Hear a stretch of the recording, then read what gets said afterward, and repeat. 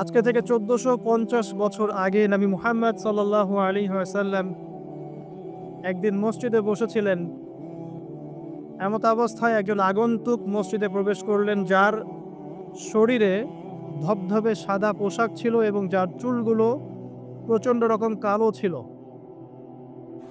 তিনি এসে নবী সাল্লাল্লাহু আলাইহি ওয়াসাল্লামের হাঁটুর সাথে হাঁটু লাগিয়ে দিয়ে বসলেন, যাকে মদিনার কোনো মানুষ চিনতে পারছে না।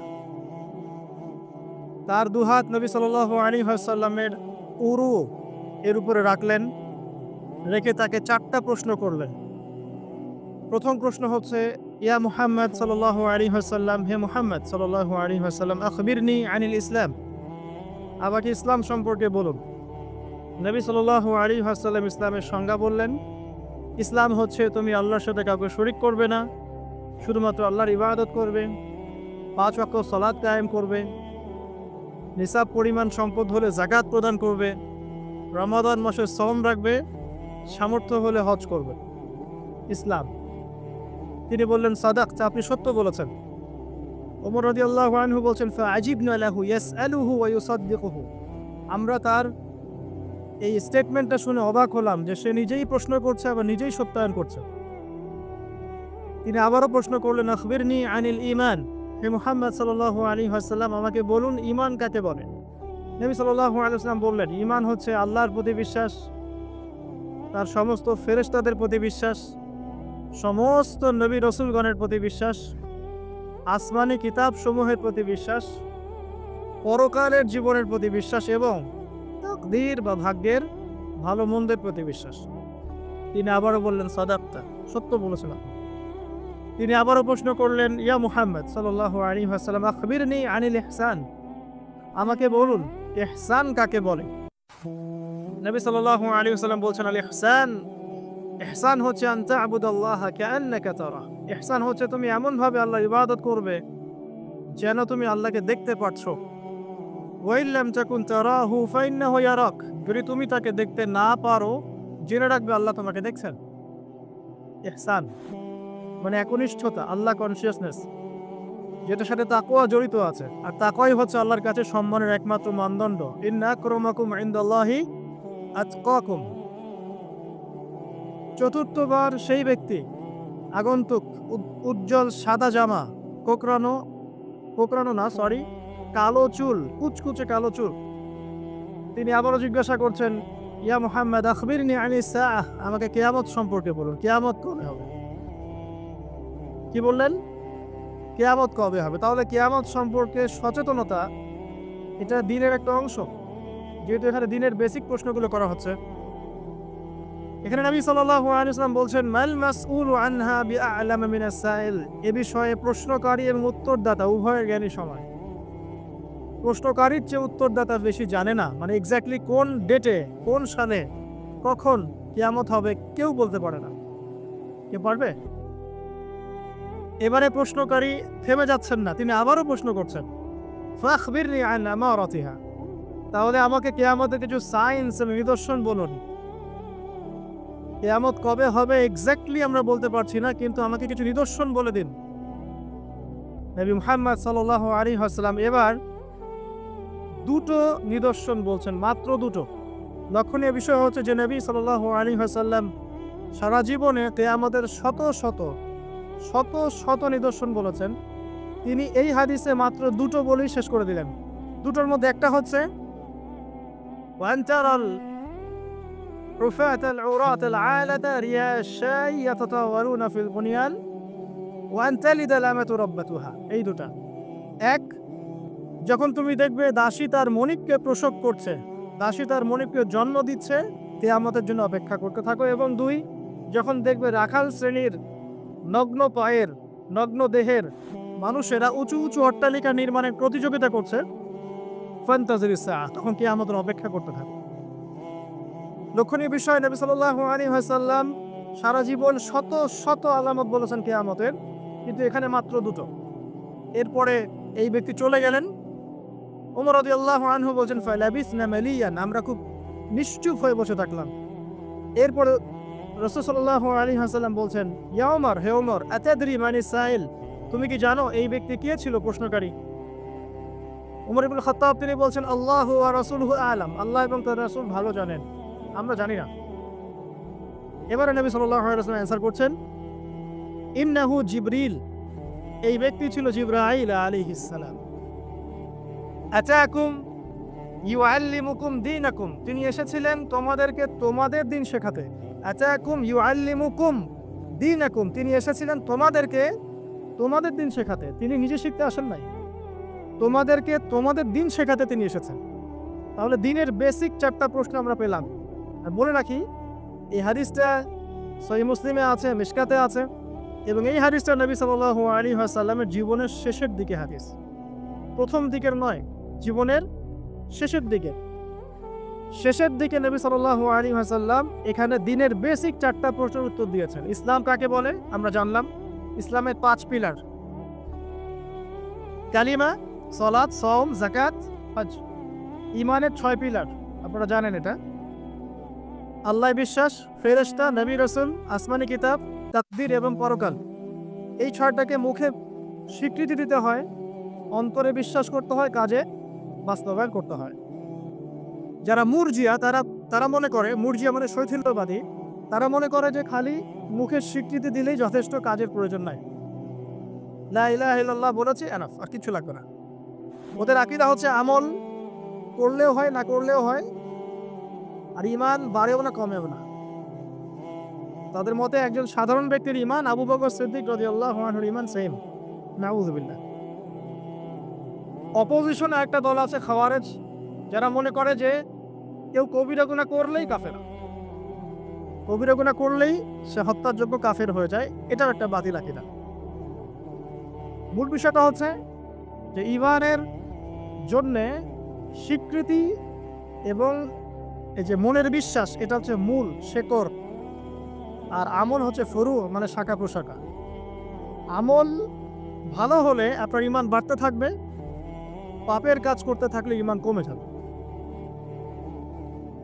তারপরে বেসিক একটা প্রশ্ন, ইহসান কাকে বলে? নবীজি উত্তর দিলেন, এমনভাবে আল্লাহর ইবাদত করবে যেন আল্লাহকে তুমি দেখছো।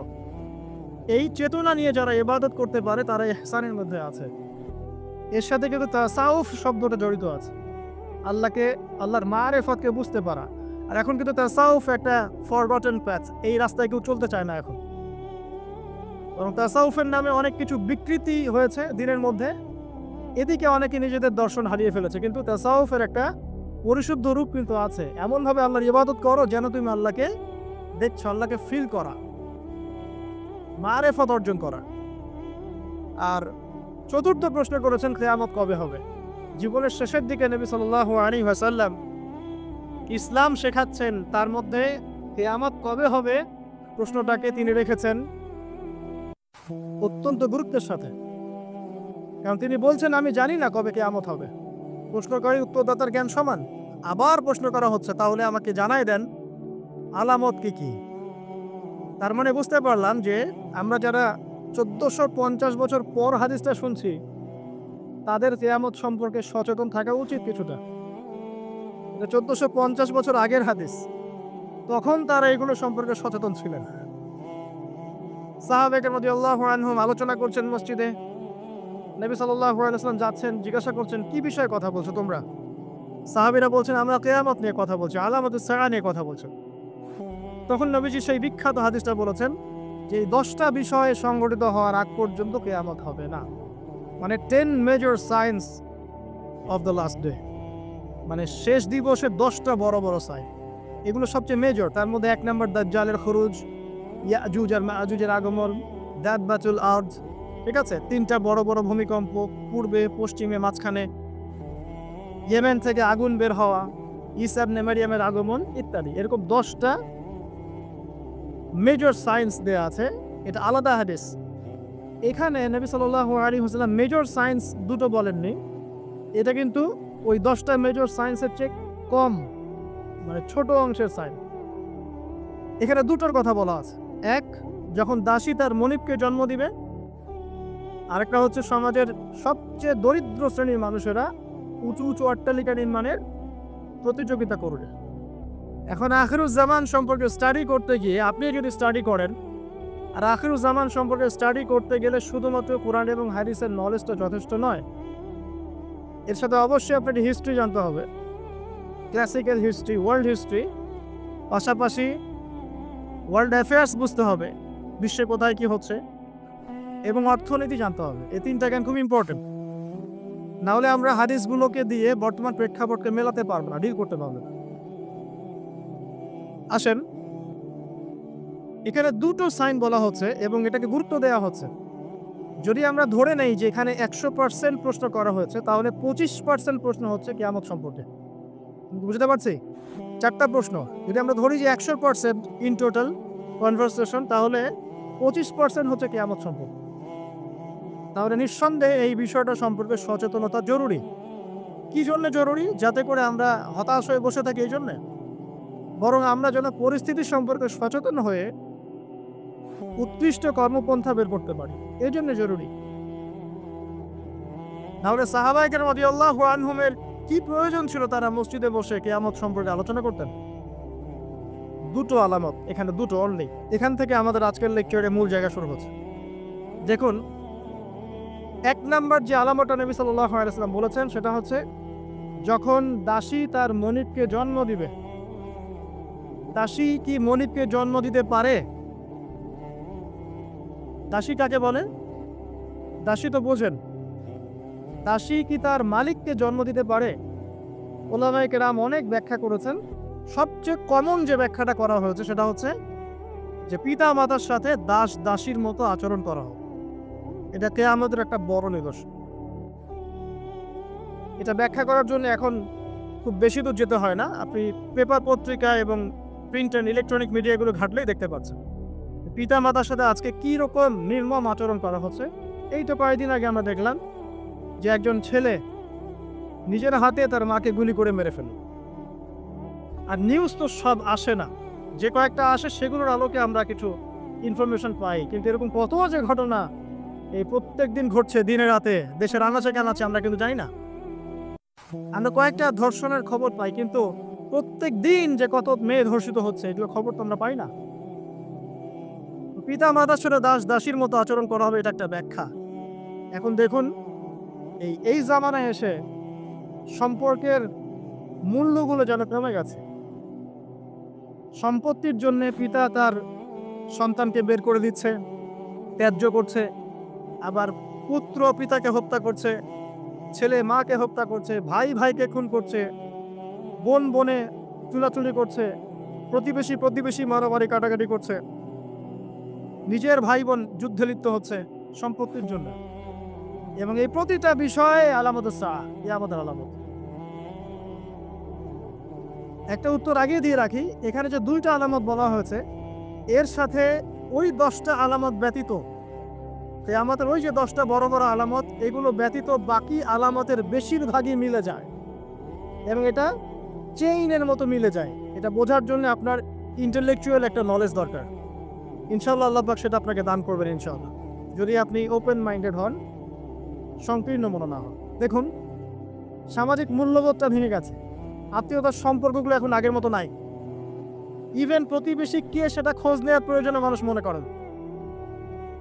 সামান্য রিজনে আমরা একে অপরকে খুন করতে দ্বিধা করছি না, ছিনতাই করতে, চুরি করতে, ডাকাতি করতে। মানে সামাজিক সম্পর্ক যেগুলো ছিল, একটা হৃদ্যতা ভালোবাসার বন্ধন, এটা কিন্তু আর নাই। খুব ভালো করে খেয়াল করে দেখেন, সামাজিক হৃদ্যতার বন্ধনটা আগের মতো নাই। এমনকি যারা দিন বোঝে, দিন ইসলাম বোঝে, তাদের মধ্যেও সম্পর্কগুলো দেখেন, তাদের ভিতরেও সম্পর্কের দৈন্যতা আছে। মুখে যতই ঐক্যের কথা বলুক না কেন, ভিতরে দেখবেন হিংসা, বিদ্বেষ, গীবত, তহমত, সমালোচনার অসুস্থ সংস্কৃতি লালন করছে। সম্পর্কের সেই আগের হৃদ্যতা, মাধুর্যগুলো এখন আর পাওয়া যায় না। এখানে বোঝানো হচ্ছে দাসী তার মনিবকে জন্ম দিবে, স্পেশালি পিতা মাতার সাথে দাস দাসীর মতো আচরণ করা হবে। কত বড় বড় ডিগ্রিধারী মানুষের বাবা মা এখন বৃদ্ধাশ্রমে আছেন, আপনি জানেন না? আমি জানি না। কেমব্রিজ, অক্সফোর্ড, হার্ভার্ড থেকে পড়ে এসে পিতা মাতাকে বৃদ্ধাশ্রমে দিয়েছে। যে পিতার হাত ধরে সে হাঁটা শিখেছে, শেষ বয়সে ওই পিতার লাঠি সে হতে পারে নাই। যে মা প্রসব বেদনা সহ্য করে তাকে জন্ম দিয়েছে, সেই মায়ের বুকে গুলি চালাতে এখন সন্তানের হাত কাঁপছে না। কিয়ামতের আর কোন নিদর্শনের জন্য আমরা অপেক্ষা করে বসে আছি? যদি দ্বিতীয় অর্থ নেই, আরেকটা অর্থ দেয়া হয়েছে, এটা ইন্টারপ্রিটেশন, ব্যাখ্যা, যে দাসী তার মনিবকে জন্ম দিবে মানে হচ্ছে সমাজের সত্য মিথ্যা, ন্যায় অন্যায়, ভালো মন্দের মানদণ্ডটা উল্টে যাও। এবং এই ব্যাখ্যাটা আমার কাছে খুব পছন্দনীয় ব্যাখ্যা। আর দাসী মনিবকে জন্ম দিবে মানে উল্টা জিনিস হচ্ছে না এখানে। তার মানে সমাজের যে ন্যায় অন্যায়ের মানদণ্ড আছে, হক বাতিলের মানদণ্ড, এটা উল্টে যাবে। এবং এই হক বাতিলের মানদণ্ড প্রতিটা ক্ষেত্র থেকে উঠে গেছে। আপনাকে দেখাচ্ছি, মনে করেন আমরা ছোটবেলা থেকে 25-30 বছর পর্যন্ত পড়াশোনা করি। এখন জ্ঞান অর্জনের মানদণ্ড কি হবে? আল্লাহর সন্তুষ্টি অর্জন করা, আল্লাহর দ্বীনকে শেখা, সেই দিন পালন করা, এর প্রচার করা, এর প্রতিষ্ঠা করা। ম্যাক্সিমাম আমাদের মধ্যে এখন পড়াশোনা করছি দুনিয়ার জন্য, অনলি ফর একটা চাকরি, একটা ব্যবসা, একটা ক্যারিয়ার, এতটুকু। অর্থনৈতিক জীবনে যান, এখানে দেখেন মানদণ্ড দেখেন। মানুষ এখন হালাল হারামের যার্রা পরিমাণ পরোয়া করে না। অল্প কিছু মানুষ বাদ দিয়ে এই সব কিছুর বাইরে কিছু মানুষ আছে যারা একটু ব্যাকডেটের, সেকেলে, যারা একটু মৌলবাদী টাইপের, এরা একটু অন্যভাবে চিন্তা করে আর কি। ম্যাক্সিমামই হালাল হারামের কোনো বাছবিচার নেই, সমানে সুদ খাচ্ছে আর ঘুষ খাচ্ছে, দুর্নীতি করছে, টাকা আত্মসাৎ করছে, মানুষের সম্পদ লুট করে খাচ্ছে, জমি লুট করে খাচ্ছে। এটা যে একটা পাপ, এই বোধটুকু পর্যন্ত গায়েব হয়ে গেছে। আমানত নিয়ে একটা হাদিস পড়ছিলাম গতকাল রাতে, নবী সাল্লাল্লাহু আলাইহি ওয়াসাল্লাম বলছেন এমন যুগ আসবে যে আমানত এই কলিজা থেকে উঠিয়ে নেওয়া হবে, শুধু একটা নোক্তার মতো ফোঁটা বাকি থাকবে। তারপরে আবার সে ব্যক্তি ঘুমাবে, আমানত উঠিয়ে নেওয়া হবে, থাকবে একটা ফোস্কার মতো। ফোস্কার ভিতরে যেমন পানি আর পুষ ছাড়া কিছুই থাকে না, তেমনি আমানতের একটা খালি শেল থাকবে। মানুষ বলবে ওই লোক বড় আমানতদার, কিন্তু ওর মধ্যে যার্রা পরিমাণ আমানতদারিতা থাকবে না। তো মানদণ্ড দেখেন, অর্থনৈতিক জীবনে আমাদের মানদণ্ড আর আগের মতো নাই। আমরা এখানে হালাল হারামের পরও খুব কম মানুষই করি। যারা বলে যে সুদ খাওয়া হারাম, সুদ খাওয়া হারাম, ঘুষ খাওয়া হারাম, দুর্নীতি করা হারাম, ইত্যাদি ইত্যাদি, উত্তর দেয় এগুলো ছাড়া আবার এই যুগে চলা যায়? সুদ না খেয়ে আবার এই যুগে চলা যায়? মানে মায়ের সাথে জেনা না করে এই যুগে চলা যায়? মেয়েদেরকে ধর্ষণ না করে এই যুগে চলা যায়? মানে 1 দিরহাম সুদ খেলে 36টা মেয়েকে ধর্ষণ করা হয়, বুখারী হাদিস আছে। আর আল্লাহ পাক কোরআনে কি বলছেন? যে কোরআন মাথায় তুলে আমরা রেখে দেই সুন্দর করে পরিষ্কার করে একদম আলমিরার উপরে, সেখানে আল্লাহ পাক বলছেন সুদ ছেড়ে দাও, যদি না ছাড়ো তাহলে আল্লাহ এবং তার রাসূলের সাথে যুদ্ধের ঘোষণা শুনে না। মানুষ এখন বলছে আল্লাহ এবং তার রাসূলের সাথে যুদ্ধ না করে থাকা যায়? এখন অর্থনৈতিক জীবনে সত্য মিথ্যার কোনো মানদণ্ড নাই। টাকা উপার্জনের ক্ষেত্রে আমরা হালাল হারামের যার্রা পরিমাণ পরোয়া করছি না। দাড়ি টুপি রেখেও দেখবেন অনেক সময় আমরা এমন কিছু ব্যবসা শুরু করেছি যেখানে ধর্ম অনেক দূরের বিষয়। অনেকে ধরা পড়ছে এখন বিভিন্ন অভিযানে, প্রশাসনে দেখবেন দাড়ি টুপি পাগড়িওয়ালা। তো এরা কি ইসলাম বোঝে না? অন্যরা না হয় বোঝে না, এরাও কি ইসলাম বোঝে না? ধর্মকেও অনেক সময় ব্যবসা বানিয়েছি আমরা, ধর্মকেও অনেক সময় ব্যবসার হাতিয়ার বানিয়েছি আমরা। দেখবেন বহু এমন জায়গা আছে যেখানে ভণ্ডামি হচ্ছে, বেদাতি কাজকর্ম হচ্ছে, কুফরি হচ্ছে, শিরক হচ্ছে, মানুষ লক্ষ লক্ষ টাকা ঢালছে, ওখানে গরু দিচ্ছে, ছাগল দিচ্ছে, কি করছে না করছে আপনারা আরো ভালো জানেন। তো হালাল হারামের কোনো পরোয়া আমরা ইকোনমিক লাইফে করছি না। আর এখন সারা বিশ্ব যারা শাসন করছে এরা বেশিরভাগই বদ মানুষ, এরা ফাসেক আর জালেম আর কাফের আর মুশরিক। বেশিরভাগই বিশ্ব যারা শাসন করছে তাদের কথা বলছে, যত বড় বড় বৈশ্বিক সংগঠনগুলো তৈরি করেছে এরা বেশিরভাগই বদ শ্রেণীর মানুষ। ভিতর থেকে ইন্টারনালি আমি বলবো দে আর জাস্ট লাইক বিস্ট, জানোয়ারের মতো। কোথায় কার মধ্যে যুদ্ধ বাঁধিয়ে দেওয়া যাবে, যুদ্ধ বাঁধিয়ে দিয়ে অস্ত্র বিক্রি করা যাবে, কোথায় ওই মনিটরি সিস্টেম দিয়ে মানুষকে ঋণের ফাঁদে ফেলা যাবে, সুদের ফাঁদে ফেলে একটা দেশকে দখল করে ফেলা যাবে, কোথায় কোন শান্তিপূর্ণ একটা মুসলিম কান্ট্রির মধ্যে জঙ্গি ইস্যু তৈরি করা যাবে, জঙ্গি ইস্যু তৈরি করে ওখানকার মানুষদেরকে ম্যাসাকার করা যাবে, সারা দিন এই কূটকৌশল চিন্তা করতে থাকে। আর ইবলিস তো অনেক আগে দায়িত্ব ছেড়ে দিয়েছে, জানেন? ইবলিস অনেক আগেই দায়িত্ব ছেড়ে দিয়েছে। যখন সে এরকম চালাপাকা তৈরি করে ফেলেছে, এখন সে রিল্যাক্সড। আরো সে বসে ওর যে কুরসি আছে সমুদ্রের উপরে, সমুদ্রে ওর কুরসি এবং আরশ আছে, এটা জানেন নাকি? হয়তো জানেন না। সমুদ্রের উপরে ইবলিসের কুরসি আছে, আরশ আছে। ওটা কুরসি না, সম্ভবত আরশই বলা হয়। ইবলিসের সিংহাসন আর কি সমুদ্রের উপরে আছে, এটা হাদিসে এসেছে। ও ওখানে রিল্যাক্সে বসে থাকে এখন, কারণ তার কাজ তো মানুষই করছে এখন। দরকার নাই তো। এমন এমন ওয়েপন্স তৈরি করেছে যেটা পৃথিবীতে একবার পড়লেই মানব জাতি ধ্বংস হবে। একটা নিউক্লিয়ার ওয়ার যদি হয় বিশ্বে, তাহলে দেখবেন বিশ্বের প্রায় 500 থেকে 600 কোটি মানুষ না খেয়ে মারা যাবে। এটা ওদেরই রিপোর্ট। এটা লাগিয়ে দেওয়ার জন্য তারা উস্কাচ্ছে, একবার ইউক্রেনকে উস্কায় রাশিয়ার এগেনস্টে, একবার তাইওয়ানকে উস্কাচ্ছে চায়নার এগেনস্টে, একবার একে একবার ওকে। মানে পৃথিবীটাকে আর সুশৃঙ্খল রাখার কোনো উদ্দেশ্য নিয়ে ওদের নাই। আর মুসলিমদেরকে তো মানে এদেরকে তো ডিল করার কোনো প্রশ্নই ওঠে না। মানে মুসলিম যেখানে সেখানেই ডমিনেট কর। তো যারা এই জায়গায় আছে, সত্য মিথ্যা ন্যায় অন্যায় চূড়ান্ত মানদণ্ড যে আল্লাহর ওহী, এটা ওদেরকে কে বুঝাবে? সারাদিন আপনি এটা বলতে বলতে মাথা ঠোকরাতে মারাও যদি যান, তারা কি মেনে নিবে? সত্য মিথ্যা ন্যায় অন্যায় হক বাতিলের চূড়ান্ত মানদণ্ড হচ্ছে আল্লাহর ওহী, মানবে? ওই সভ্যতাকে আমরা ফলো করি এবং ওদের সব কিছু আমরা অনুকরণ করছি। দাসী তার মনিবকে অনেক আগেই জন্ম দিয়েছে। ন্যায়ের মানদণ্ড উল্টে গেছে এখন। আর বেশি বলতে যাচ্ছি না, আরেকটা ব্যাখ্যা আছে। সত্যি সত্যি দাসী মনিবকে জন্ম দিতে পারে, সত্যি সত্যি দাসী মনিবকে জন্ম দিতে পারে, যেটা এই 2020 সালে না আসলে, 22 সালে না আসলে আমরা বুঝতে পারতাম না। কিভাবে জন্ম দিতে পারে দেখাচ্ছি। নারী পুরুষের ফ্রি মিক্সিং চলছে সবখানে, যেখানে যাবেন সেখানে নারী পুরুষের ফ্রি মিক্সিং। যত ফ্রি মিক্সিং হয়েছে তত জেনা বেড়েছে, তত বেপরদামি বেড়েছে, তত বেশি রেপ হয়েছে, ধর্ষণ বাড়ছে। এর সাথে আছে পর্নোগ্রাফি, যেটা মানুষকে ভিতর থেকে পশু বানিয়ে দিয়েছে। বাসের মধ্যে একটা মেয়ে যাচ্ছে, 4-5 জন ধরে রেপ করে রেখে দিল। অটোতে একটা মেয়ে যাচ্ছে, একটা বাচ্চা মেয়ে রেপ করে রেখে দিল। এমনকি এমন নিউজ পাওয়া যাচ্ছে পশু পাখির সাথে মানুষ জেনা লিপ্ত হচ্ছে। একটা ছেলে আর একটা ছেলের সাথে জেনা লিপ্ত হচ্ছে নাউজুবিল্লাহ। এবং কোনো কোনো ক্ষেত্রে এরকম 2-1টা ঘটনা মাদ্রাসাতেও ঘটছে। মানে পর্নোগ্রাফি দিয়ে সবাইকে পশু বানিয়ে দেওয়া হচ্ছে। খেয়াল করে দেখেন। এরপরে আবার পরকীয়া আছে। যখন এরকম বেপরদামি, ধর্ষণ, ফ্যামিলিস্ট রেভলিউশন, ফ্রি মিক্সিং বাড়তে আছে, তখন কিন্তু ভালোবাসা বলে একটা ব্যাপার যে আছে, লাভ, আল্লাহর পক্ষ থেকে যে ভালোবাসা আছে, এই লাভটাকে যৌনতা দিয়ে চেঞ্জ করে দেওয়া হচ্ছে। ভালোবাসার চাইতে এখন মানুষ যৌন বিষয়টাকে বেশি গুরুত্ব দেয়। মানে মেয়েকে জাস্ট ভোগ করতে হবে। ভালোবাসা, তার সাথে কোমল থাকা, তার কষ্ট দেয়াগুলোকে একটু হাসি মুখে সহ্য করা, সবর করা, এগুলো কিন্তু নাই দেখি। এর উপর আবার বাইরের মিডিয়াগুলো আছে এবং পরকীয়া, যেটা মিডিয়াগুলো উস্কায় দিচ্ছে ফিল্মের মধ্য দিয়ে, আপনার সিরিয়ালের মধ্য দিয়ে, যে পরকীয়া একটা ভালো জিনিস, ট্রেন্ড, এক নতুন ফ্যাশন। তখন ঘরে ঘরে আপনি কি মনে করছেন, অলমোস্ট এভরি সিঙ্গেল ফ্যামিলি এখন পরকীয়াতে আসক্ত, জানেন? Almost every single family. অনেক ক্ষেত্রে ইসলামিক পরিবারগুলোর মধ্যে ওগুলো ঢুকে গেছে। আর যারা ইসলাম থেকে অনেক দূরে, ওদের কথা কি চিন্তা করতে থাকেন তাহলে?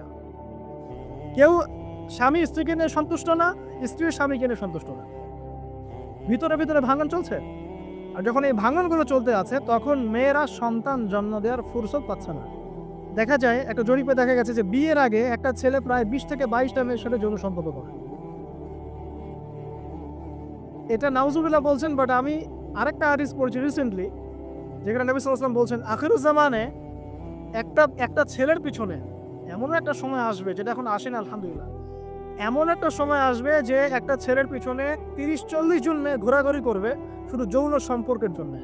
যেহেতু সন্তান জন্ম দেওয়ার ফুরসত নাই, ক্যারিয়ার আছে, জেনা ওপেন, জেনা চাইলেই মানুষ করতে পারে, বিয়ে করার প্রয়োজন হয় না, মদ ওপেন, জেনা ওপেন, পতিতালয় ওপেন, সবই ওপেন। এসব কিছু ওপেন করে দিয়ে আমরা কি করি? আমরা অপরাধ দমনের চেষ্টা করি।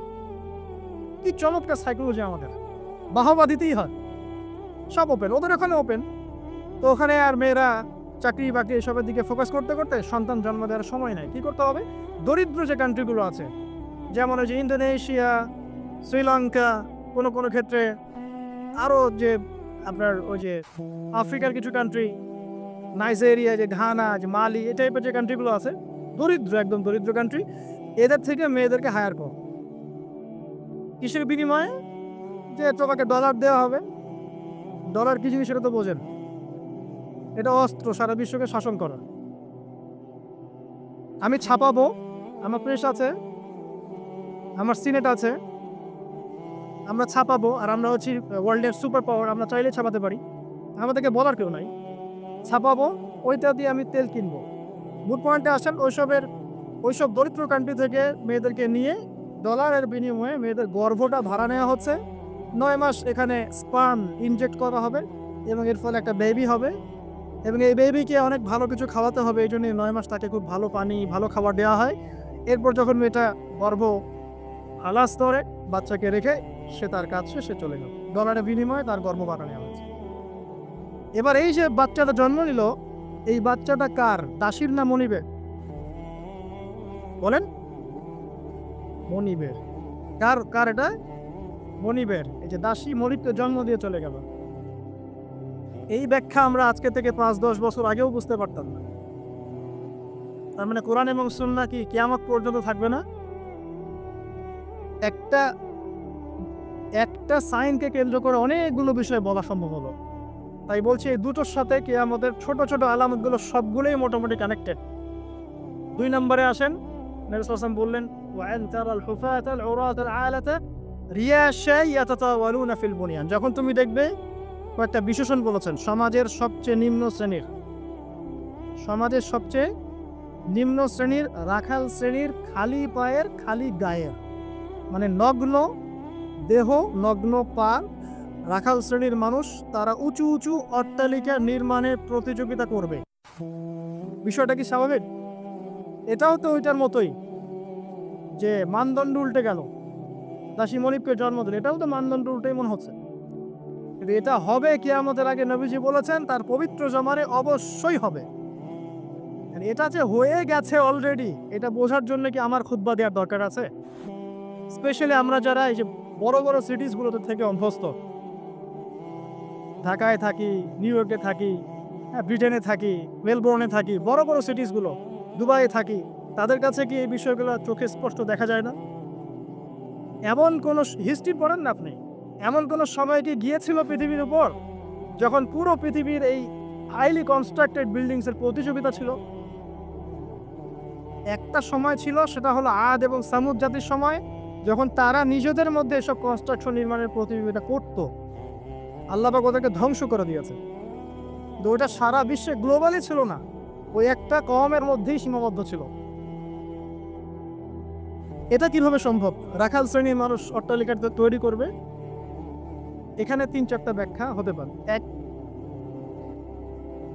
ওই রাখাল শ্রেণীর মানুষের কাছে এমন কিছু ধন সম্পদ করতলগত হবে, ওই যে আমরা বলি হেরিটেজ, মানে কি বলি, গুপ্তধন, এই টাইপের কিছু সম্পদ তারা পাবে রাখাল শ্রেণীর মানুষ, এবং এগুলো দিয়ে তারা উঁচু উঁচু অট্টালিকা নির্মাণের প্রতিযোগিতা করবে। এটা হয়েছে।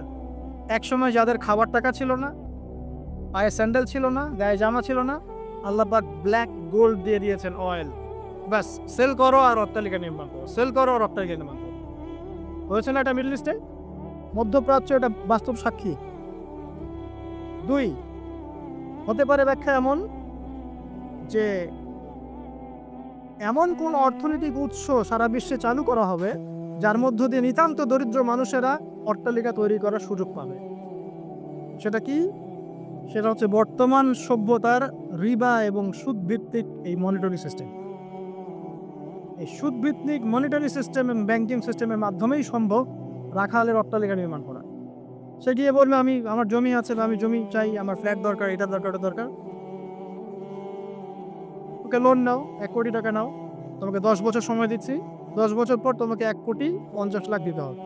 সে মনে করবে হ্যাঁ, কোনো সমস্যা নেই, 10 বছর টাইম দেওয়া হয়েছে, একটু না হয় বেশি দিলাম চার্জ, বাট আমি তো আমার স্বপ্ন পূরণ করছি। অথচ সে বুঝতে পারলো না, সে মায়ের সাথে জিনা করলো, যে খেলো সেও জিনা করলো, যে খাওয়ালো সেও জিনা করলো, যে সাক্ষী থাকলো সেও করলো, যে লিখে রাখলো সেও করলো। এর ফলশ্রুতিতে এলিট সোসাইটির খুব একটা সমস্যা হয়নি। এই রিবার মূল পরিণতিটা হচ্ছে যে দরিদ্র মানুষরা দিন দিন দারিদ্রতার অতল তলে যেতে থাকবে। খুব এলিট সোসাইটি যারা, ওদের খুব একটা সমস্যা হবে না। এটাই রিবা। যারা রিবাকে ফর্ম করেছে সারা বিশ্বে, ওই সভ্যতার কিন্তু খুব একটা ক্ষতি হচ্ছে না। যাদেরকে ওষুধ খাওয়াচ্ছে, IMF এর থ্রু দিয়ে বলেন, ওয়ার্ল্ড ব্যাংকের থ্রু দিয়ে বলেন, সবাইকে সুদ খাওয়াচ্ছে।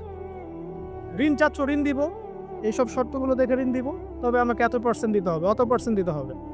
এখন এই পার্সেন্টেজের টাকাটা কত টাকা, এই টাকাটা কি আমাদেরকে দিতে হবে না? অতএব এখানে সুদ আমরা খাচ্ছি, খেতে হচ্ছে। সারা ওয়ার্ল্ড এভাবে চলছে। এখন আপনি কি ওয়ার্ল্ডের বাইরে যেতে পারবেন? পারবেন না।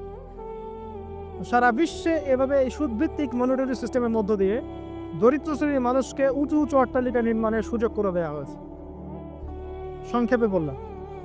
আরেকটা ব্যাখ্যা হতে পারে, এবং আমার কাছে এই ব্যাখ্যাটা খুব ভালো লাগে, সেটা হলো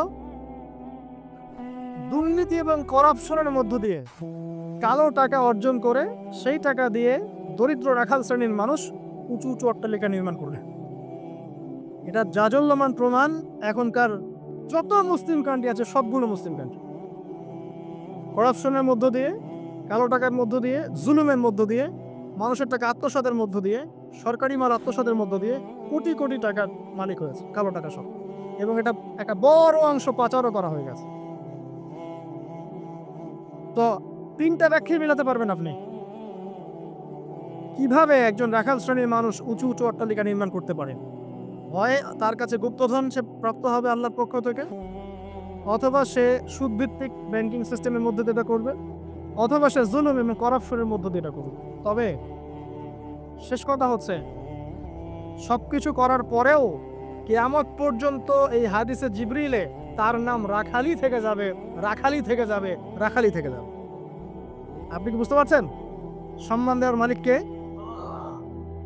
যত কিছুই করুক না কেন, কিয়ামত পর্যন্ত এই হাদিসের মধ্যে ওদেরকে এই নামেই ডাকা হবে, ওয়ান তারাল হুফাতাল উরাতাল আলাতা রিয়াশাই ইয়াতাতাওয়ালুনা ফিল বুনিয়ান, এভাবেই ডাকা হবে।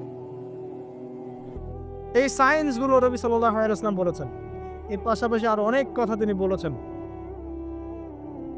মানুষের মধ্যে ধর্মীয় জীবন থেকে ইসলাম আস্তে আস্তে সংকীর্ণ হয়ে আসবে, উম্মার মধ্যে ফাটল বাড়তে থাকবে, মানুষ দ্বীনের জ্ঞান অর্জনকে খুব একটা মূল্যায়ন করবে না, ইলম উঠে যাবে, আলেম ওলামাদের মৃত্যু হবে, ওলামাদের উপর জুলুম আসবে, জাহেলদেরকে মানুষ আলেম রূপে গ্রহণ করা শুরু করবে,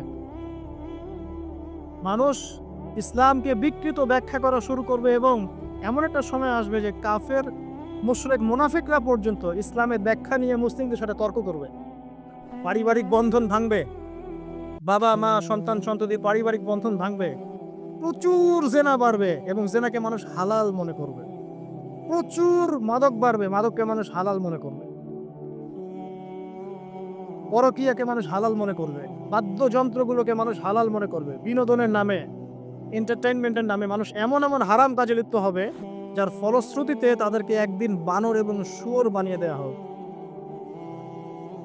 আল্লাহ পাকের দয়া না থাকলে আর পৃথিবীতে যদি অন্য মাখলুক না থাকতো, আল্লাহ পাক আসমান থেকে বৃষ্টি বন্ধ করে দিতেন। এগুলোর ফলশ্রুতিতে মুসলিমদের উপরে দুর্দশা নেমে আসবে, দুর্ভোগ নেমে আসবে, খুনাখুনি বাড়বে, হারাজ বাড়বে। নবীজি বলছেন হারাজ হচ্ছে এমন বিষয়, একজন ব্যক্তি মারা যাবে সে জানবে না কেন মারা গেলাম। সবচেয়ে মারাত্মক হচ্ছে যে ফ্যামিলিস্ট রেভলিউশন বাড়বে, মহিলাদের মধ্যে বেপরদামি বাড়বে, ব্যভিচার বাড়বে, এবং পতিতাদের সংখ্যা বাড়বে। এটা ফ্রি হয়ে যাবে, মানুষ সবার উন্মুক্ত হয়ে যাবে, ইজি আপনার কাছে উন্মুক্ত হয়ে যাবে, মাদক ইজি উন্মুক্ত হয়ে যাবে, অশ্লীলতার প্রসার ঘটবে। তখন আল্লাহর রাসূল বলছে সাল্লাল্লাহু আলাইহি ওয়াসাল্লাম, আল্লাহ পাকের পক্ষ থেকে ভূমি ধসের আযাব আসবে, ভূমি ধসের আযাব আসবে, জালজালা ভূমিকম্প আসবে, এবং আকৃতি পরিবর্তনের আযাব আসবে, মানুষের আকৃতি পরিবর্তন হবে। তিনি বলছেন সময়গুলো এমনভাবে যাবে যেন মানুষের কাছে মনে হবে যে গতকালটা আজকের চাইতে ভালো ছিল। মানুষের কাছে এমন মনে হবে গতকালটা আজকের চাইতে ভালো ছিল, গত বছর এই বছর হচ্ছে ভালো ছিল। মানুষের কাছে মনে হবে যে হায় আমি যদি কবরবাসী হতাম, কবরের পাশ দিয়ে হেঁটে যাবে আর বলবে হায় আমি যদি জীবিত না থেকে কবরবাসী হতো। প্রকৃতিও পরিবর্তন হয়ে যাবে, প্রকৃতি ঋতু পরিবর্তন হয়ে যাবে, বৃষ্টিপাতের মধ্যে সমস্যা সৃষ্টি হবে, বন্যা বলেন, ভূমিকম্প বলেন, খরা, দুর্যোগ যা যা দেখছেন আল্লাহর পক্ষ থেকে গজব আযাব এগুলো ক্রমান্বয়ে বাড়তে থাকবে। এমনকি সময়কে কেন্দ্র করে বলা হয়েছে সময় পর্যন্ত সংক্ষিপ্ত হয়ে আসবে। এত দ্রুত টাইম পাস হয়ে যাবে যে মানুষ মনে করবে যে একটা বছর চলে যাচ্ছে একটা মাসের মতো, একটা মাস একটা সপ্তাহ, একটা সপ্তাহ একটা দিনের মতো, একটা দিন একটা ঘন্টার মতো। উম্মার দুর্দশা, নবী সাল্লাল্লাহু আলাইহি ওয়াসাল্লাম বলছেন, তোমরা সংখ্যায় প্রচুর হবে, তোমরা বিভক্ত হয়ে থাকবে খণ্ডে খণ্ডে, তোমরা সংখ্যায় প্রচুর হবে, কিন্তু মৃত্যুর ভয় তোমাদেরকে পেয়ে বসবে এবং তোমরা আল্লাহর রাস্তায় আল্লাহর দ্বীনের জন্য সংগ্রাম করতে চাইবে না। এতে করে তোমাদের উপরে বহিঃশত্রুর আক্রমণ চাপিয়ে দেওয়া হবে, জুলুম বাড়বে, মাজলুমের সংখ্যা বাড়তে থাকবে, জালেমকে অবকাশ দেওয়া হবে, জালেমকে ছাড় দেওয়া হবে, জালেমকে ছাড় দেওয়া হবে। সে জুলুম করতে করতে এমন পর্যায়ে নিয়ে যাবে যে মনে হবে যে তারা এই বিশ্বের নতুন ফেরাউন।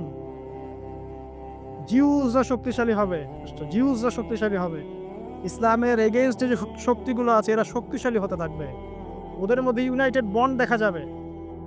স্পেশালি জেরুজালেমের কথা এসেছে যে ওই জায়গাটা শক্তিশালী হবে। শাম এবং ইরাকের মাঝখানের যে পয়েন্টের কথা আসছে, এই জায়গায় ইসরায়েল নামক রাষ্ট্রের অস্তিত্ব তখন ছিল না যখন নবী সাল্লাল্লাহু আলাইহি ওয়াসাল্লাম এই হাদিস বর্ণনা করেছেন। এ তো কয়েকদিন আগে অস্তিত্ব লাভ করলো, হাদিস বর্ণনা করা আছে 1400 বছর আগে। জিউসরা আসবে, মাসিহুদ দাজ্জাল ইস্পাহান নামক জায়গার কথা আছে, এখান থেকে সে খুরুজ হবে, তার খুরুজ মানে আত্মপ্রকাশ, কিন্তু সে রুল করবে জিউসদেরকে দ্বারা। এবং জিউসরা এখন কোথায় শক্তিশালী এটা আপনারাই চিন্তা করে দেখেন, তারা ওয়ার্ল্ডে তারা কি করছে। তো ছোট ছোট যত আলামতগুলো আছে এগুলোকে যদি আপনি একত্রিত করেন, এই দুইটা আলামতের সাথে মেলাতে পারবেন। দাসী মণিককে জন্ম দিচ্ছে, আর সমাজের সবচেয়ে নিম্ন শ্রেণীর মানুষ অট্টালিকা নির্মাণের প্রতিযোগিতা করছে। বাকি যে বড় বড় সায়েন্সগুলো আছে সেগুলো এখনো আসে নাই, আর আমরা চাই না আসলে যে আমাদের জীবদ্দশায় ওগুলো আমাদের সামনে আসুক। কেউই চাইবো না যে আমরা দাজ্জালকে দেখি, দাজ্জাল আত্মপ্রকাশ করুক, ইয়াজুজ আর মাজুজ ধেয়ে আসুক, ভূমিকম্প হতে থাক বড় বড়। আমরা চাইবো না যে ইয়ামেন থেকে আগুন বের হয়ে আসুক, আমরা সেখানে থাকি। আমরা যখন বলি যে কিয়ামত নিকটবর্তী, তার মানে এই না যে কালকে কিয়ামত হবে।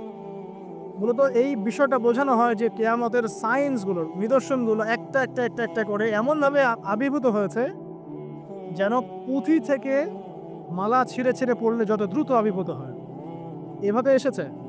বিগত 100 বছরে এমনভাবে এটা আবির্ভূত হয়েছে যেটা আপনি বিগত আগের সময়গুলোতে কল্পনা করতে পারবেন না। যেমন ফেমিনিস্ট রেভলিউশন, যেমন জিউসদের উত্থান, যেমন জায়নিস্ট মুভমেন্ট, যেমন পেট্রোডলার মনিটরিং সিস্টেম, যেমন সারা বিশ্বে মুসলিমদের উপর ম্যাসাকার জুলুম এবং দ্বীনের সংকীর্ণতা, এই জিনিসগুলো লাস্ট 100 বছরের বেশি এসেছে। আমরা জানি এর আগেও এগুলো এসেছে আবার ঠিক হয়েছে, এসেছে আবার ঠিক হয়েছে। বাট 2000 বছর পর জেরুজালেমে ইহুদি রাষ্ট্র গঠিত হয়েছে, এটা আগে হয়নি কখনো। এবং এরাই তারা যারা মাসিহুদ দাজ্জালের সাথে এই বিশ্ব শাসনও করবে এবং ওর সাথেই তারা ঈসা ইবনে মারিয়ামের হাতে মারাও পড়বে ইনশাআল্লাহ। সামনে মালহামা আছে, আর কি আছে?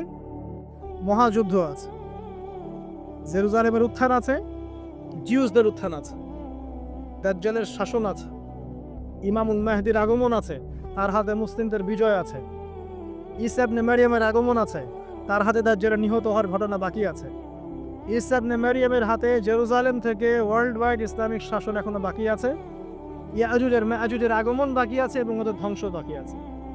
এরপরে পুরো বিশ্বে ইসলামের শান্তির সুবাতাস বয়ে যাওয়াটা বাকি আছে। তারপরে আলামতুস সাআ, পশ্চিম দিক থেকে সূর্য ওঠাটা বাকি আছে। তারপরে ইনশাআল্লাহ তাআলা এত দ্রুত কিয়ামত হবে, নবীজি বলছেন একজন ব্যক্তি আরেকজন ব্যক্তির সাথে কাপড় নিয়ে ব্যবসা করতে বসবে, কাপড় খুলে দেখাবে, গোটানোর আগেই কিয়ামত শেষ। একজন ব্যক্তি উটের দুধ দহন করবে, দুধ পান করার আগে কিয়ামত শেষ। তারপরে তিনি ইনস্ট্যান্ট বোঝাতে এই শব্দ ব্যবহার করছেন, এক গ্লাস পানি খাওয়ার জন্য গ্লাসটা উপরে নিবে, পানি ঢোক গেলার আগেই কিয়ামত শেষ। এত দ্রুত এই পুরো মহাবিশ্ব ম্যাসাকারি ব্লাস্ট হয়ে যাবে। আমরা এই দৃশ্য দেখতে চাই না। তাহলে এখন এই যে সামাজিক অরাজকতাগুলো চলছে, আমাদের নিদর্শনগুলো চলছে, এগুলো সব কি আল্লাহর দেয়া গজব, নাকি আমাদেরও কোনো ভূমিকা আছে? আল্লাহ পাকের মুখ থেকেই শোনেন। আল্লাহ পাক বলছেন সূরা রুমের মধ্যে, আল্লাহ পাক বলছেন যাহারাল ফাসাদু ফিল বাররি ওয়াল বাহরি বিমা কাসাবাত আইদিন নাস, জ্বরের স্থলে যত বিপর্যয় ছড়িয়ে পড়েছে এগুলো মানুষের হাতের কামাই। ঢাকা শহরে একটা মেয়ে রিকশায় করে যাচ্ছে তার বয়ফ্রেন্ডের সাথে, তারপরে সে আর বাসায় ফিরলো না, মা হাউমাউ করে কাঁদছে। মেয়েকে আর খুঁজে পাওয়া গেল না, ধরে নেওয়া হচ্ছে মেয়েটা নাই, নিখোঁজ, হয়তো তার রেপ হয়েছে বা ডেড হয়েছে। মা স্টেটমেন্ট দিচ্ছে সাংবাদিককে যে আমি ছেলেটাকে বললাম তুমি যদি মেয়েকে ভালোই বেসে থাকো তাহলে মেয়েকে বাসায় পৌঁছে দিলে না কেন? এই মায়ের কাছ থেকে আপনি কেমন সন্তান আশা করছেন? সে তার মেয়ের অবৈধ বয়ফ্রেন্ডকে সে বলছে তুমি যদি মেয়েকে ভালোই বেসে থাকো তাহলে মেয়েটাকে একা একা রিক্সা ছেড়ে দিলে কেন, বাসায় পৌঁছে দিতে পারল না? কি বলবো বলেন? পরিণতি সবকিছু আল্লাহ পাকের পক্ষ থেকে আসে, এটা তো সত্যই, কিন্তু আল্লাহ রাব্বুল আলামিন কখনো কখনো আমাদেরকে আমাদের পাপের শাস্তি দুনিয়াতেই দিয়ে থাকে। যেমন কর্ম করেছে তেমন ফল ভোগ করতে হবে। তো সুদ খেয়েছেন, এখন দারিদ্রতা বরণ করতে হবে। তো ধর্ম নিয়ে বাড়াবাড়ি করেছেন, ঐক্য তো নষ্ট হবেই। আমি যখন দুর্নীতি করছি আমাকে একদিন ধরা পড়তেই হবে। আমি চুরি করেছি আমাকে তো পিটুনি খেতেই হবে। আমি ডাকাতি করছি আমাকে তো পিটুনি খেতেই হবে। আমি রেপ করেছি আমাকে শাস্তি পেতেই হবে। একটা মেয়ে কয়েকটা ছেলের সাথে অ্যাফেয়ার, কয়েকজন মিলে প্ল্যান করলো যে তাকে শিক্ষা দিবে, তাকে সারপ্রাইজ দেওয়ার কথা বলে একজন বয়ফ্রেন্ড তাকে ডেকে নিল, নির্মমভাবে তাকে হত্যা করল। 3 জন মিলে লাশ ফেলে দিয়ে চলে গেছে। 3 জন মিলে করেছে না একাই করেছে সেটা প্রশাসন খুঁজে বের করবেন। আমরা অনলাইনে দেখছি যে মেয়েটা ডেড, এবং সেটা রংপুর এরিয়ার ঘটনা, ঢাকা শহরের কথা না। রংপুর তো অনেক দূরের জায়গা, ওটাকে আমরা গ্রামই মনে করি নাকি ঢাকার হিসাবে। দেখেন কর্মের ফল নয় কি এগুলো? মদ খাচ্ছেন দেদারসে, তাহলে আপনাকে তো সারা জীবন একটা ব্যাধি ভোগ করতেই হবে। আপনি তো ক্যান্সার হবে, আপনার বড় বড় রোগ হবে। আল্লাহর দিনকে বাদ দিয়ে আপনি অনৈতিক দর্শনের চর্চা করছেন, আপনাকে তো ফল ভোগ করতেই হবে। আল্লাহ পাক এটাই বলছেন, যাহারুল ফাসাদু ফিল বাররি ওয়াল বাহরি, জলের স্থলে যত বিপর্যয় এগুলোর বেশিরভাগই মানুষের হাতের কামাই। পরিবেশ দূষিত করেছে আমরা, পুরো বিশ্বের পলিটিক্যাল সিস্টেম ধ্বংস করে দিয়েছে আমরা, ইকোনমিক সিস্টেমে সুদ দিয়ে দিয়েছে আমরা, ব্যক্তি জীবন থেকে দিনকে বিদায় করছে আমরা। আর দিনের কথা যারা বলছে টুকটাক টুটাফুটা, এদেরকে আমরা বিভিন্ন সাম্প্রদায়িক ট্যাগ লাগিয়ে বয়কট করে দিয়েছি। যাও নাকে তেল দিয়ে ঘুমাও। দুনিয়াটা আমাদের, পরকাল তোমাদের। তোমরা পরকাল নিয়ে থাকবে, দুনিয়া আমাদের। শুনে রাখো তোমরা, এই দুনিয়াও মুসলিমদের হতে যাচ্ছে অতি শীঘ্র ইনশাআল্লাহ। কত বছর এভাবে চলবে? 100, 200, 300, 400, 500। কিন্তু ইমামুল মাহদির আগমন সত্য, ঈসা ইবনে মারইয়ামের আগমন সত্য। ঈসা ইবনে মারইয়ামের হাতে সারা বিশ্বে সুশাসন কায়েম হবে, এটা ওই রকম সত্য যেমন সূর্য পূর্ব দিক থেকে ওঠে পশ্চিমে ডুবে যায়। আর এখন যা চলছে, সারা ওয়ার্ল্ড ওয়াইড যা চলছে, এটা এমনই মিথ্যা, এমনই মরিচিকার মতো মিথ্যা, যেমন ওই যে ইব্রাহিম আলাইহিস সালাম বলেছিলেন তুমি যদি রব হয়ে থাকো সূর্যকে পশ্চিম দিক থেকে উদিত করে দেখাও। তোমরা একটা মিথ্যা সানরাইজ দেখাচ্ছ সারা বিশ্বকে, এটা সানরাইজ নয়। সত্যিকারের সানরাইজ দেখাবেন ঈসা ইবনে মারইয়াম আলাইহিস সালাম ইনশাআল্লাহ। সামনে এগুলো আছে। এখন এই যে পরিণতিগুলো হচ্ছে, এগুলো আমাদের পাপের ফল। এখন আমাদের কি করণীয় আছে? প্রথমত আমরা আগে নিজেকে নিয়ে ভাবি যে আমরা এসেছি একা, আমরা যাব একা। বিশ্ব বাদ দেন, পলিটিক্স বাদ দেন, অর্থনীতি বাদ দেন, বড় বড় শব্দ বাদ দেন, আগে নিজের কাছে আসেন যে আমি নিজে ভাই পৃথিবীতে আসছি একা, আমাকে যাইতে হবে একা। এবং আমি যাব সাদা কাফন পরে কালো কবরে, তাই নয় কি? কালো নিকশ কালো কবরে আমি সাদা কাফন পরে যাব, তাই না? তাই আমি একটা কথা বলি শুনেন, যখন অন্ধকার, ঘুটঘুটে অন্ধকার নিকশ কালো কবরের মধ্যে সাদা কাফন পরে মানুষ যাবে, তখন সাদা সাদা আর কালা কালা গানের আসল মর্ম উপলব্ধি করতে পারবে। মানে ভাসেন কেন? যখন সাদা কাফন পরে অন্ধকার নিকশ কালো অন্ধকার কবরে মানুষ যাবে না, ওই মোমেন্ট যখন মুনকার এবং নেকিরের সাথে দেখা হবে, নাকিরের সাথে মালাকুল মউতের সাথে সাক্ষাৎ হবে, তার আগে লাশ নিয়ে যাবে আর সে বলবে কোথায় নিয়ে যাচ্ছ আমাকে, কোথায় নিয়ে যাচ্ছ? ভয়ে আটকে উঠবে। মালাকুল মউতের চেহারা দেখি ভয়ে আটকে উঠবে। সারা জীবন তো দিনের পরোয়া করে নাই, নামাজ কালামে তো খবর নাই, ইসলামকে 5 পয়সা মূল্যায়ন করেন না। এবং ইসলামকে ধ্বংস করার জন্য, মুসলিম সমাজের মধ্যে অশ্লীলতা ছড়িয়ে দেওয়ার জন্য এই কাজগুলো করে বেড়াচ্ছে। যখন এই অবস্থা তাদের হবে এবং কবরে প্রশ্নগুলো করা হবে এবং হাতুড়ি দিয়ে পিটানো হবে, 70 গজ মাটির নিচে যখন আত্মা যাবে সিজ্জিনে, তখন বুঝে আসবে কোনটা সাদা ছিল আর কোনটা কালো ছিল। মানুষ মুসলিমদেরকে, স্পেশালি যুবকদেরকে, যুবতী, আমাদের ইয়াং টিনেজারদেরকে এমনভাবে ইনফ্লুয়েন্স করা হচ্ছে এগুলো দিয়ে, মনে হচ্ছে পর্নই আসল জগৎ, মনে হচ্ছে এই মাদকই আসল জগৎ, এই সিগারেটই আসল, এই গান বাজনা মিউজিকই আসল, এই কনসার্টগুলোই আসল। এবং এগুলোতে যেহেতু মজা আছে, একটা লাজ্জাত ফ্লেভার পাওয়া যায় ইনস্ট্যান্ট, এই জন্য যুব সমাজ দ্রুত এর পিছনে দৌড়ানো শুরু করছে। আর একটা যুবকদেরকে যখন আপনি একটা জাতির যুবকদেরকে মেরুদণ্ড ভেঙে দিবেন, তখন এই জাতি কখনোই আপনার এগেন্স্টে দাঁড়াতে পারবে না। সুদূর প্রসারী নীল নকশা এটা মুসলিম যুবকদেরকে আল্লাহর দিন থেকে সরিয়ে দেওয়ার জন্য। এদেরকে প্রমোট করার মিডিয়ার অভাব নাই, পত্রিকার অভাব নাই। তাহলে আপনি কি করবেন এখন? প্রথমত আপনি নিজেকে চিন্তা করতে হবে যে আমি মুসলিম, আগে আমাকে বাঁচতে হবে এবং আমার ছেলে, আমার মেয়ে, এদেরকে আমি অন্তত এই পথে দিব না। যদি এদেরকে পড়ানোর কোনো প্রতিষ্ঠানই না পাই, নিজে প্রতিষ্ঠান করে ওকে পড়াবো ইনশাআল্লাহ।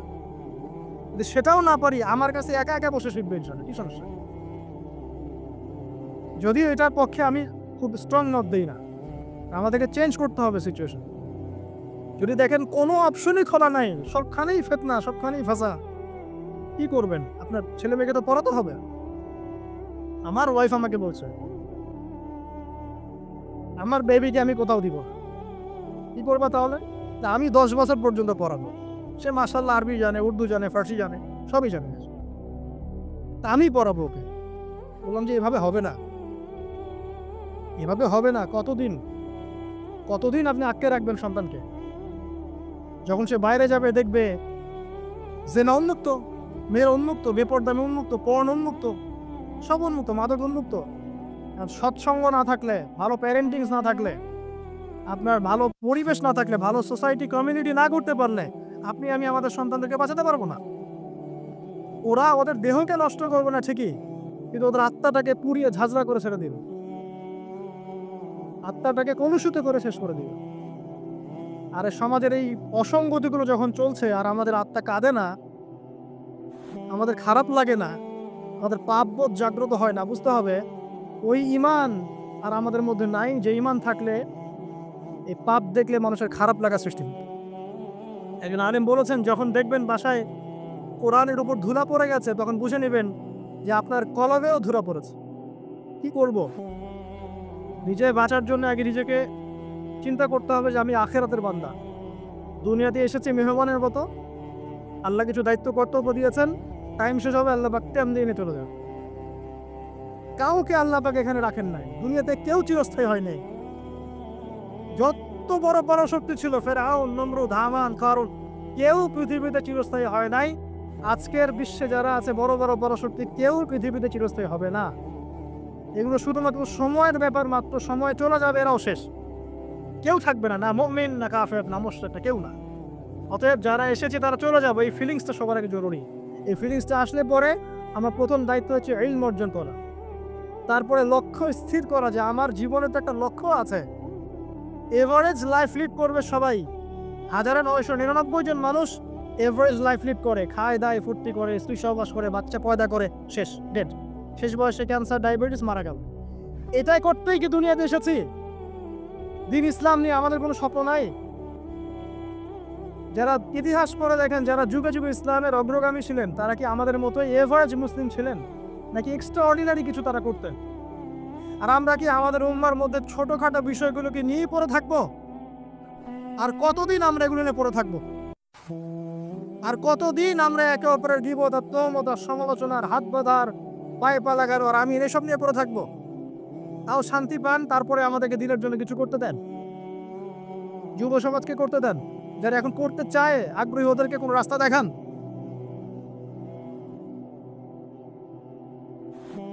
লক্ষ্য স্থির করতে হবে এবং কনস্ট্রাকটিভ কাজ করতে হবে। আবেগের বশে হুটহাট কোনো কিছু আছে, আবেগের বশে দিদি কাজ না, পরিবেশ পরিস্থিতি বুঝে কনস্ট্রাকটিভলি দিনে কাজ করতে হবে, গঠনমূলকভাবে, না শৈথিলতাবাদ আর না কোনো উগ্রপন্থা, না কোনো চরমপন্থ। মাঝামাঝি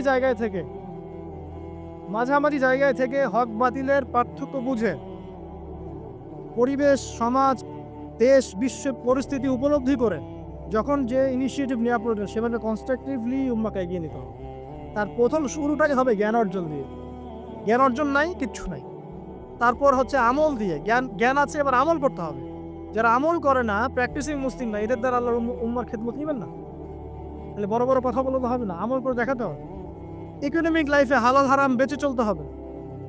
পারিবারিক লাইফে নিজের স্ত্রী সন্তানদেরকে ইসলামিক এনভায়রনমেন্টে রাখতে হবে, পরিবেশ তৈরি করতে হবে। আমি যদি আমার পরিবারের মধ্যে দিনকে প্রতিষ্ঠা করতে না পারি, তাহলে কিভাবে আমি আমার উম্মার মধ্যে দিনকে নিয়ে চিন্তা করবো, প্রতিষ্ঠা করবো? হ্যাঁ, এটা হতে পারে। ইব্রাহিম আলাইহিস সালামের বাবা ইসলাম কবুল করেন না, এটা হতে পারে।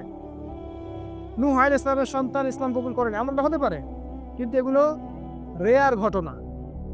আর exceptional anything is not an example. একটা কথা আছে যে এক্সেপশনাল কোনো কিছু একটা কনস্ট্যান্ট ফিক্স এক্সাম্পল হতে পারে না। এগুলো ব্যতিক্রম ধর্মী কথা, এটাও হতে পারে। কিন্তু আমাদের ইসলামিক প্যারেন্টিং আনতে হবে পরিবারের মধ্যে। আমাদের আগামী প্রজন্মকে নিয়ে স্বপ্ন দেখা শিখতে হবে। আগামী প্রজন্মকে কিভাবে মানুষ করব, কি পড়াবো, যেটা কি খাওয়াবো, কোন এনভায়রনমেন্টে বড় করব। এমনভাবে পরিস্থিতি পরিবর্তন হচ্ছে, খারাপের দিকে যাচ্ছে। কোনো কোনো ক্ষেত্রে আইন শৃঙ্খলা বাহিনীর যে সদস্যরা আছেন তারা হিমশিম খেয়ে যান যে মানুষ এরকম পাপ করতে পারে। তাদের মাথার উপর দিয়ে যাচ্ছে যে মানুষ এইভাবে পাপ করতে পারে। একটা কথা আমি বলি, এখন এই যুগে মানুষ এমন এমন পাপ করছে, এমন এমন ক্রাইম করছে যা কোনো চোখ দেখে নাই, কোনো কান শোনে নাই, কোনো অন্তর কল্পনা করতে পারে না। আপনি প্র্যাকটিক্যালি দেখে নেন। এনভায়রনমেন্টটা চেঞ্জ করতে হলে আমাদেরকে পারিবারিকভাবেই চেঞ্জ করতে হবে, সোশ্যালি চেঞ্জ করতে হবে। কমিউনিটি দরকার, যারা ইসলামিক এই ফিলোসফিগুলো লালন করে তাদের মধ্যে একটা মিউচুয়াল বন্ধন দরকার। হৃদ্যতার, ভালোবাসার, ওপেন মাইন্ডেড হওয়া, কনজাস্টেড না হওয়া, সংকীর্ণ মানসিকতা না হওয়া, এবং সাম্প্রদায়িক থটগুলো বাদ দিতে হবে। আমি একাই সঠিক, বাকি সব বাতিল। হ্যাঁ, আমি একাই ইসলামের মধ্যে আছে, বাকি সব খারেজি। মানে খারাজি, মানুষকে খারেজি বলতে বলতে বলতে নিজেই কখন খারেজি হয়েছে তার ঠিক নাই। ও নিজে বাদ দিয়ে বাকি সবই খারেজি। মানে কোনো মিউচুয়াল আন্ডারস্ট্যান্ডিং নাই। যদি বাংলাদেশের কোনো মানুষ সব আলেমদেরকে একটা জায়গায় নিয়ে বসাতে পারে, বসে এক কাপ চা খাওয়াতে পারে, আমার মনে হয় এই কাজের ওসিলা আল্লাহ থেকে জান্নাত দিয়ে দিবেন। এটা এত কঠিন এবং এত বড় একটা কাজ, যদি কেউ করতে পারেন আপনাদের মধ্যে, সব ওলামায়ে কেরামকে এক জায়গায় বসাবেন, বসে এক কাপ চা খাওয়ায় দেখানো হবে, তারপরে দিনের কথা বলতে আসে, ঐক্যের কথা এবং আল্লাহর রাস্তায় অমুক তমুক পরে বলতে আসে। দেখেন এটা পারেন কিনা। তো স্বপ্ন দেখা শিখতে হবে পরবর্তী প্রজন্মকে নিয়ে, আমাদেরকে নিয়ে। আর লম্বা করছে না, ইকোনমিক লাইফটাকে হালাল হারামে মেনে চলতে হবে। যে যেখানে থাকবো, আমরা যদি গভর্নমেন্ট জব করি, বেসরকারি জব করি, বা কৃষিকাজের ক্ষেত্রে কাজ করি, বিজনেস করি, অনেস্টির পরিচয় দেওয়া দরকার। আগে একজন ভালো মানুষ হই, তারপরে ভালো মুসলিমের দিকে আসেন। আগে মানুষ তো হন, একজন ভালো মানুষ তো হই, একজন ভালো মানুষের মন লালন করি। এরপরে ইনশাআল্লাহ তাআলা দিনের যে জ্ঞান আপনি অর্জন করেছেন, আমল করেছেন, আপনি এখন পরিবার করেছেন, আলহামদুলিল্লাহ হালাল হালাল মেনে চলছেন, ইসলামের দাওয়াত আপনি প্রচার করতে শুরু করেন। এবং সেটা মধ্যম পন্থায়, উগ্রপন্থায় না, শৈথিলতা বা প্রদর্শন করেও না। পলিটিক্যালি যারা আছে তাদের সাথে কোনো কনফ্লিক্টে যাবেন না, মানে রাষ্ট্রবিরোধী কোনো বিদ্রোহের দিকে কখনো যাবেন না। এতে কোনো কল্যাণ দেখা যায় না। যারা এই কথাগুলো বলে শুনতে খুব চটকদার মনে হয়, কিন্তু বাস্তবতা এমন নয়। মানে এতে রাষ্ট্রের ক্ষতি, জাতির ক্ষতি, উম্মার ক্ষতি হবে। যতটুকু কাজ করার ফ্রি একটা অ্যাক্সেস আছে, এটাও দেখবেন কনজাস্টেডে বন্ধ হয়ে পড়ে আছে।